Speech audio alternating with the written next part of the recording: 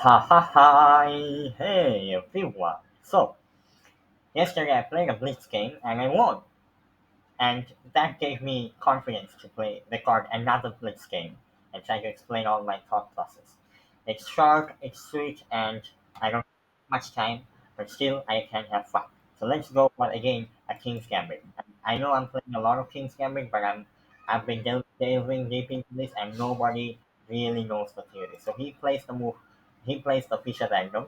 I can obviously now go the move d4, obviously, to try to take the full center.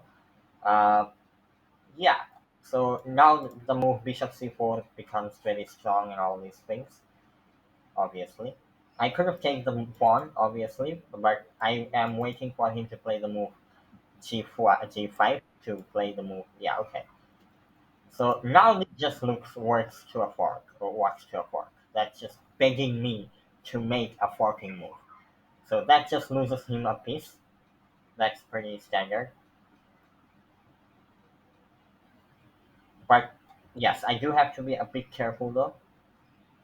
Yes, so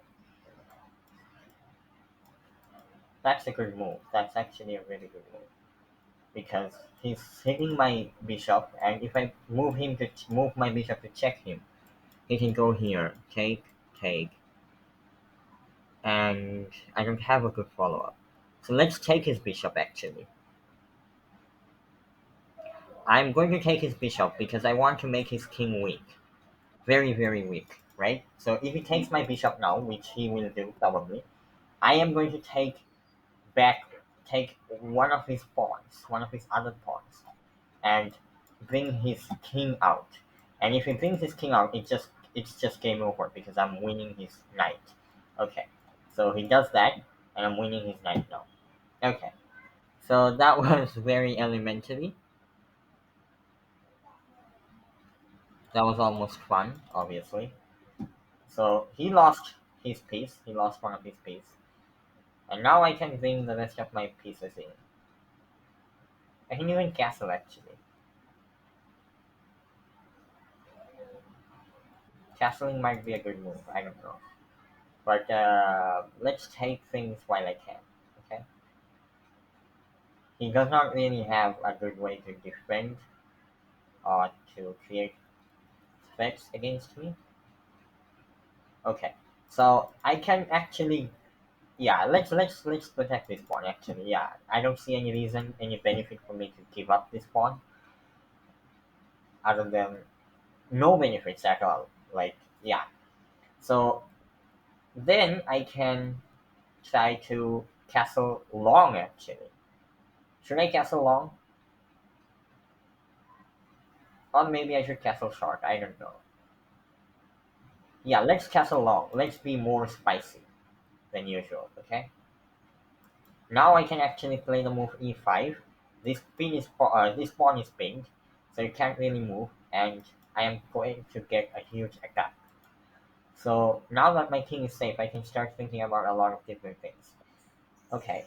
So yeah, as I said, the move e5 looks very very juicy now. But let's calculate. Yeah, this looks very juicy, very very juicy.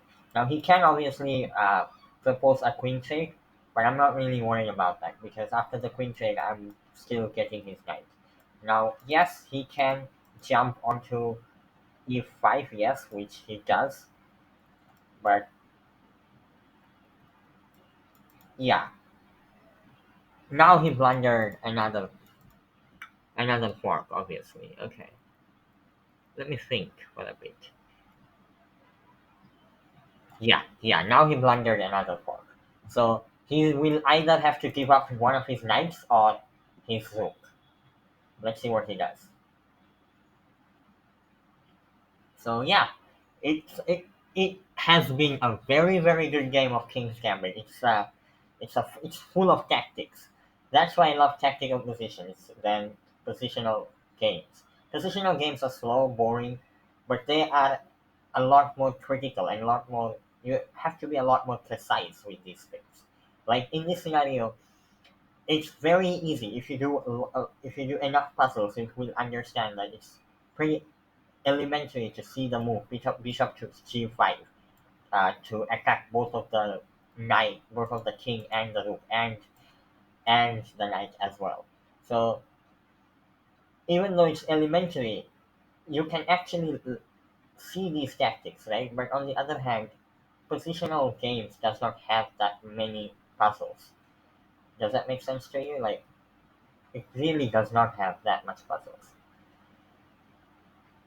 So yeah, he is in a lot of trouble. He is in a lot of trouble. Okay, that's a decent move, but doesn't do anything really. Does not do anything. He's not addressing the threat. Yeah, I'm just winning a free pawn basically. Yeah, free knight basically. So I'm up two knights. Now I can take on d6, but this opens. Okay, he resigns. He resigns and he's giving me a rematch. Okay, let's take the rematch. Why not? Let's take the rematch. Let's be more spicy than usual. Now I'm going to play a Karukan because I want to be good at my positional chess as well as my other types of chess, tactical chess. So I have chosen King's Gambit and the Karukan as my main repertoire. Okay, so this that's a decent move, obviously. That's a decent move. Now, one of the main ideas of the Karukan is to the trade the knight. Sorry, trade the bishop for the knight.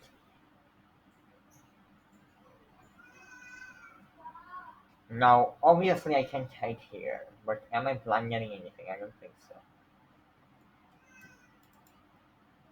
Yeah, no, I'm not. I don't think I'm blundering anything. This pawn is obviously protected by the king, the queen, and I can even play the move e6 and protect it further. Okay, now I don't really have to do anything special, I guess. I can play my usual moves. Wow, that's why did you play this move? Oh, acha, okay, that's understandable. So his idea is to basically force me to take the bishop and then take the knight.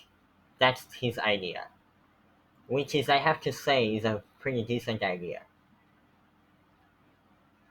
Now, I'm not sure what I should do because, yeah, let's take it. Let's take it. I don't see any reason not to take this pawn, not to take this bishop. Yeah, I don't see any reasons not to. Now, now I'm thinking of like pinning his queen basically, uh, having a strong attack against his queen. His only piece that's out and active is the queen, and that's very bad for him. All of the other pieces are either traded or I just got his pieces. So even though material is equal, and that was a pretty solid idea, I guess, to sacrifice his bishop to for one of my knights, I think it hurt him more than it actually benefited him. Because now I can play the move bishop to b5, kick out the queen from this diagonal, and then I can play the move. Okay, as I said, okay,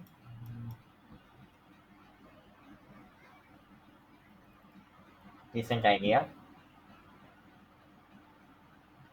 decent idea, but yeah, I think that was a very good and sobering defensive move. Okay, that I did not expect. I did not expect that this check could have happened. Hmm, yeah, yeah, I think I should just step back with my king, or I can even offer a trade of.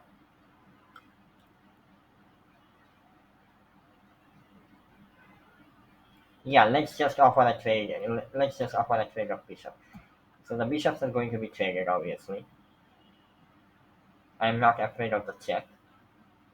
Okay, yeah, that was pretty elementary. Now I have a very good center control. My king is a little bit weak, but I think I can jump my knight into e7 and then f5.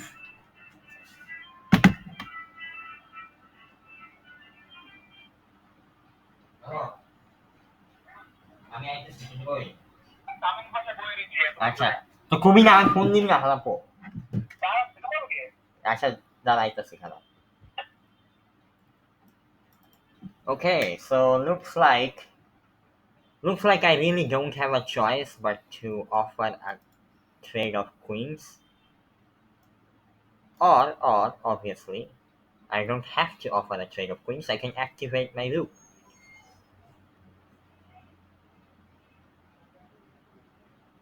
Yeah, let's activate my loop.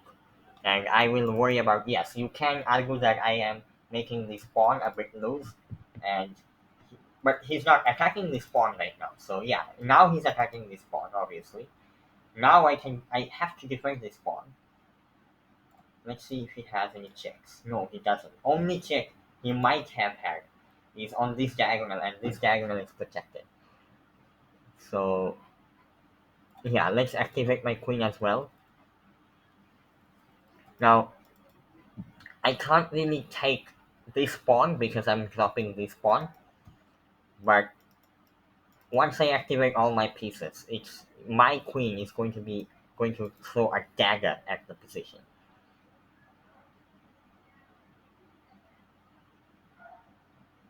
Oh, actually, I think no.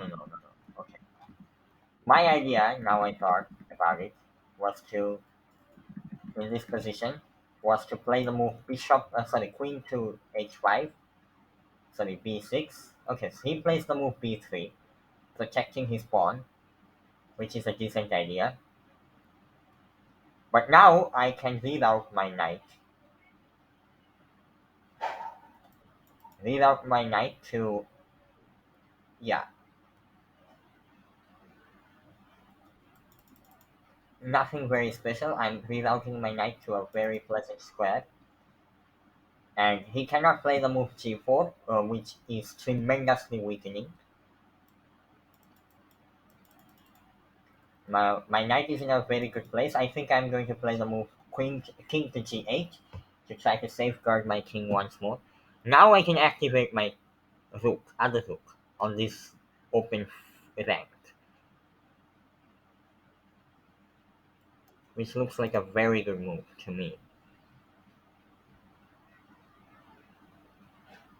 His queen is basically suffocated. He's it's just very claustrophobic right now. You could argue that he actually can visit to d7, but my rook is so dominant in this file. I think I am fine. I'm really hoping for the move queen to d3, queen to a3. The reason I'm hoping for this move is because queen to d7 is a very troubling move for me. Okay, that's a decent move. Obviously, that's a very decent move, but it's also weakening. So as you can see, you can sometimes induce a weakening move from your opponent for gains. Now this pawn and this pawn, both of them are hanging. Both of them are hanging. Now he can obviously play this move, pawn to b4 to try to break up this formation. But I think I can just take. I can just take because my queen is protecting the knight, and I'm still threatening all of these things. So I think the best move might be king to g8, sorry g2 to hold on to this pawn, but not this pawn. Sacrifice this because you can't really save four. Okay,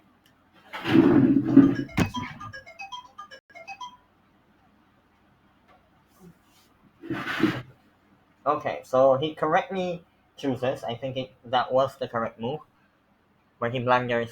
Obviously, sacrifices this pawn.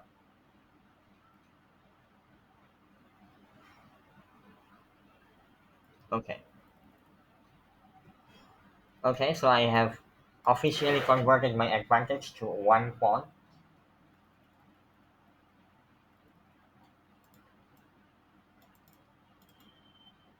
Now I can go to b5, b4, or d4. What's the best move?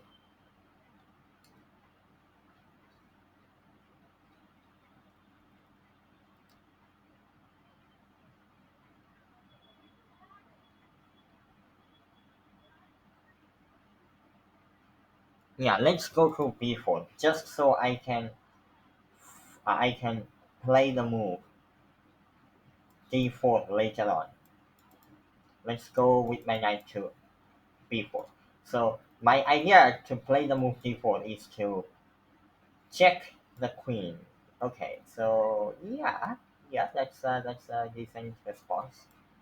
I think the more accurate move would have been to go there, but now I have to back up with my rook. Yeah, his king is surprisingly safe actually, surprisingly safe, and I cannot blunder a fork. Blundering a fork would be the worst mistake.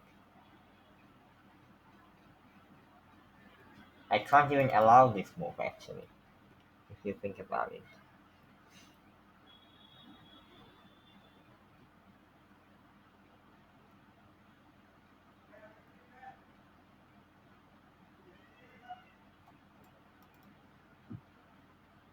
When I am allowing this move, I am a bit low on time, so time situation is not perfect for me.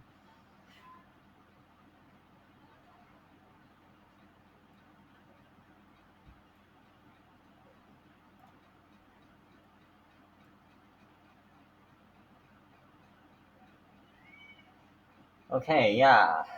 Yeah. If it trades my queen, I think I'm fine. I am going to win on this endgame because I have a majority of pawns. I have attack on his. But yeah, I am actually in this the end of the line. I am actually losing my c pawn. Can you see it? But I am getting his a pawn, which is a fair trade, I guess. So he is a. Oh my goodness, that's a very spicy move. That is a very spicy move.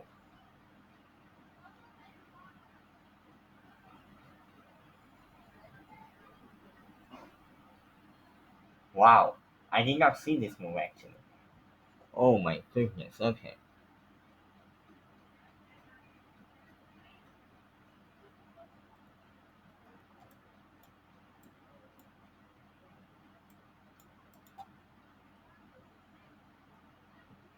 Do I have to give up one of my?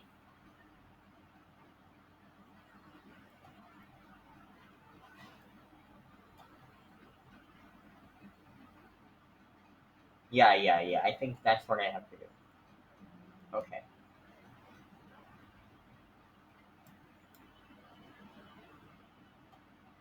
Yeah, I am now equal material. I think he blundered. I think he blundered a bit, but overall he's fine. Overall, he is completely fine.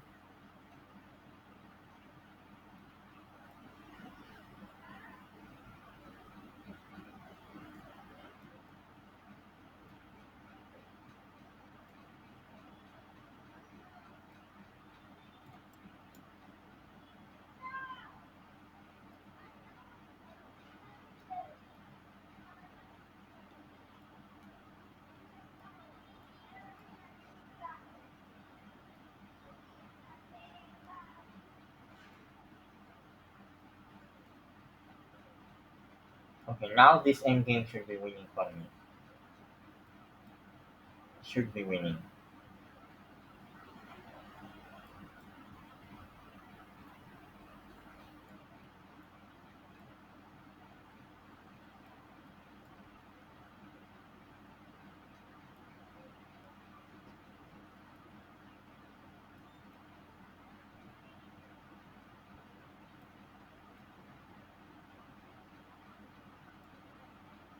Okay. This is a very tense endgame. but I'm not going to falter myself this really.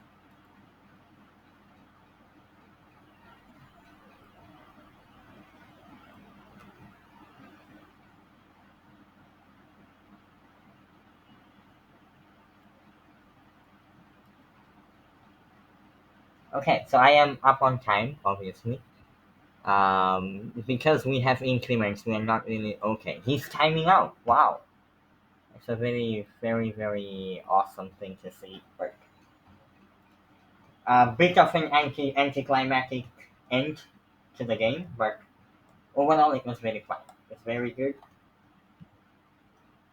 and it has a lot of instructional value. I would say we both made a lot of horrible blunders.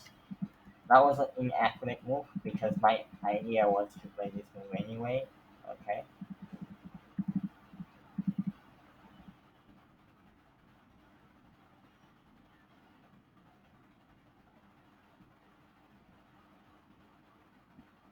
that was a mistake. Why is that one? Why was the mistake? Oh, okay, okay, okay. So I could have activated my loop early, very early. Okay,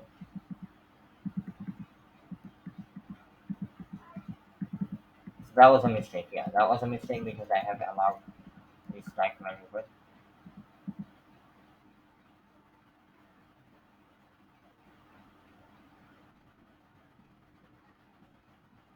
Wow, that was a very nice idea.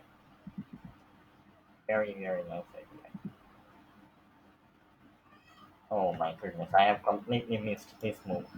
His tactical defense. So because he blundered, he actually had a very, very good position, actually, if you ask me. He blundered. And then I figured that trading rooks was the best option. Trading the queens was the best option. And that was the blunder. Okay. Obviously, we have ended the game with equal possibility. And end games are always complicated. Complicated, complicated, complicated. I'm trying to learn more about it, but seems like I can't. So thank you so much for tuning in, and it was a nice